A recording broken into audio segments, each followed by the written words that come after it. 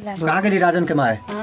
दिया अगरबत्ती सब कुछ सेटिंग करवा दिया सेटिंग की पहली बार बाहर देल के पुतो हमर तो बती कथी कहै छी आ सब कुछ ऐसे रखल है सामान। हां दिया त हाथ वो कलसा पर रखल बरै छै। सूर्य जी कहते हैं कि मंदार की माला से जिन पार्वती जी का केश पाल अलंकृत है और मुंडों की माला से जिन शिव जी की जटा अलंकृत है, जो पार्वती जी दिव्य वस्त्र धारण की हैं और जो शिव जी दिगंबर हैं, ऐसे श्री पार्वती जी शिव जी को प्रणाम करता हूँ। रमणी कैलाश पर्वत के शिखर पर बैठी हुई श्री पार्वती जी कहती है कि हे महेश्वर, हमें कोई गुप्त व्रत या पूजन बताइए जो सब धर्मों से सरल हो, जिससे परिश्रम भी कम करना पड़े लेकिन फल अधिक मिले। हे नाथ, यदि आप मुझ पर प्रसन्न है तो यह विधान बताइए। हे प्रभु, किस तप व्रत या दान आदि से आप जैसे महाप्रभु हमको प्राप्त हुए हैं। श्री शिव जी बोले, हे देवी सुनो, मैं तुमको एक व्रत जो मेरा सर्वस्व और छिपाने योग्य है लेकिन तुम्हारे प्रेम से वशीभूत होकर मैं तुम्हें बतलाता हूँ। शिव जी ने कहा, भारतवर्ष में जैसे नक्षत्रों में चंद्रमा, ग्रहों में सूर्य, वर्णों में ब्राह्मण, देवताओं में विष्णु भगवान, नदियों में गंगा, पुराणों में महाभारत, वेदों में सामवेद और इंद्रियों में मन श्रेष्ठ है। सब पुराणों और वेदों का सर्वश्रेष्ठ कहा गया है। मैं तुम्हें एक प्राचीन व्रत बतलाता हूँ, एकाग्र मन से सुनो। जिस व्रत के प्रभाव से तुमने मेरा आधा आसन प्राप्त किया है वह मैं तुमको बतलाऊंगा, क्योंकि तुम मेरे प्रेयसी हो। भाद्रपद मास में हस्त नक्षत्र युक्त शुक्ल पक्ष की तृतीया तिथि को उसका अनुष्ठान करने मात्र से स्त्रियां सब दुखों से, सब पापों से मुक्त हो जाती है। देवी, तुमने आज से बहुत दिनों पहले हिमालय पर्वत पर इस व्रत को किया था। हिमालय पर्वत पर यह वृत्तांत मैं तुमसे कहूंगा। पार्वती जी ने पूछा, हे नाथ, मैंने क्यों यह व्रत किया था, यह सब आपके मुख से सुनना चाहती हूँ। उत्तर की ओर एक बड़ा रमणीक पर्वतों में श्रेष्ठ हिमवान नामक पर्वत है। उसके आसपास तरह तरह की भूमियां हैं, तरह तरह के वृक्ष उस पर लगे हुए, नाना प्रकार के पक्षी और अनेक प्रकार के पशु उस पर निवास करते हैं। वहां पहुंचकर गंधर्वों के साथ बहुत से देवता, सिद्ध, चारण पक्षीगण सर्वदा प्रसन्न मन से विचरते हैं। वहां पहुंचकर गंधर्व गाते हैं, अप्सराएं नाचती हैं। उस पर्वतराज के कितने शिखर ऐसे हैं जिनमें स्फटिक, रत्न और वैदुर्य मणि आदि की खानें भरी हैं। यह पर्वत ऊंचा तो इतना अधिक है कि मित्र के घर की तरह समझकर आकाश को स्पर्श किए रहता है और गंगा जल की ध्वनि सदा सुनाई देती रहती है। हे पार्वती, तुमने बाल्यकाल में उसी पर्वत पर तपस्या की थी। 12 वर्षों तक तुम उल्टी टंग कर केवल धुआं पीकर रही। 64 वर्षों तक सूखे पत्ते खाकर रही। माघ मास में तुम जल में बैठी रहती और बैसाख की दोपहरिया में पंचांगिनी तापती थी।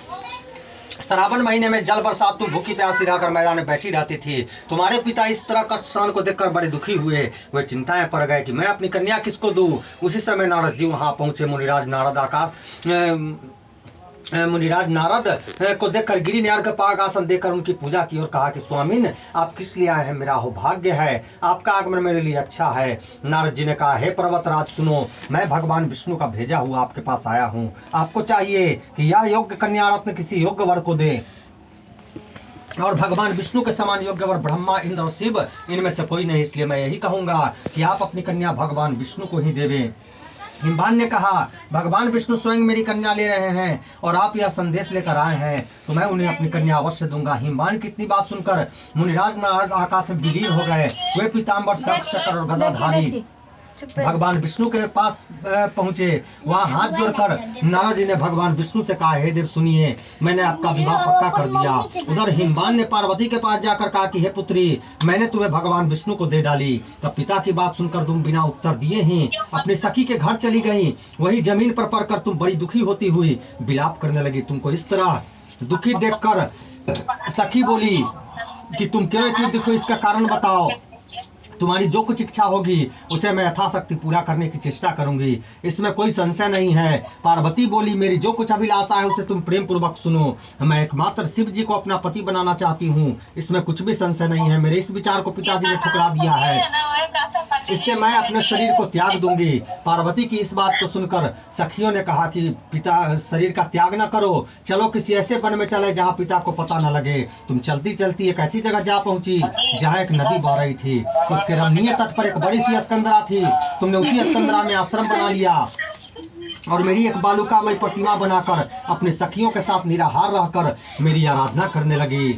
तब जब भाद्रपद शुक्ल पक्ष की हस्तयुक्त तृतीया तिथि प्राप्त हुई तब तुमने मेरा विधिवत पूजन किया और रात भर जाकर गीत विद्यादि से मुझे प्रसन्न करने में बिताया। उस व्रतराज के प्रभाव से मेरा आसन डगमगा उठा, जिससे मैं तत्काल उस स्थान पर जा पहुंचा जहाँ पर तुम अपनी सखियों के साथ रहती थी।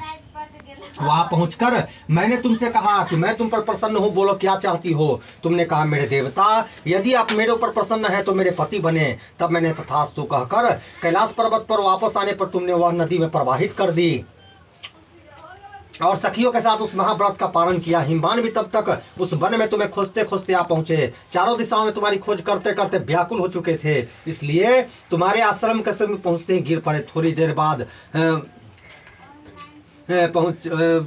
देर बाद उन्होंने दो कन्याओं को नदी के तट पर सोते हुए देखा। देखते उन्होंने तो छाती से लगा लिया और बिलख कर रोने लगे।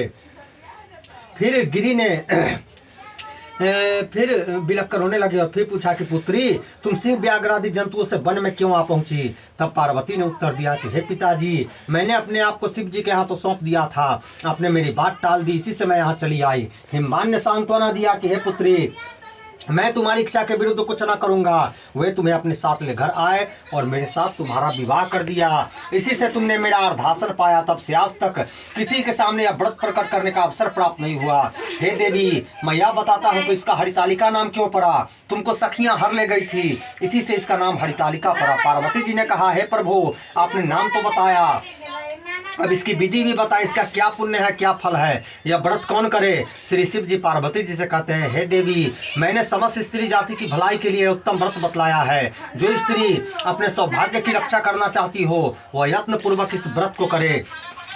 केले के खंभे आदि से सुशोभित एक सुंदर मंडप बनावे, उसमें रंग बिरंग के रेशमी कपड़ों से चंदमा लगाकर चंदन आदि सुगंधित द्रव्यों से मंडप लिखवावे। फिर शंख, भेरी, मृदंग आदि बजाते हुए बहुत से लोग एकत्रित होकर तरह तरह के मंगलाचार करते हुए उस मंडप में पार्वती और शिव जी की प्रतिमा स्थापित करे। उस रोज दिन भर उपवास कर बहुत से सुगंधित फूल, सुगंध, धूप और नाना प्रकार के नैवेद्य जो उस ऋतु में मिल सके विशेष करके रखे और कहे कि हे शिव रूपे, आपको नमस्कार है जगदात्री।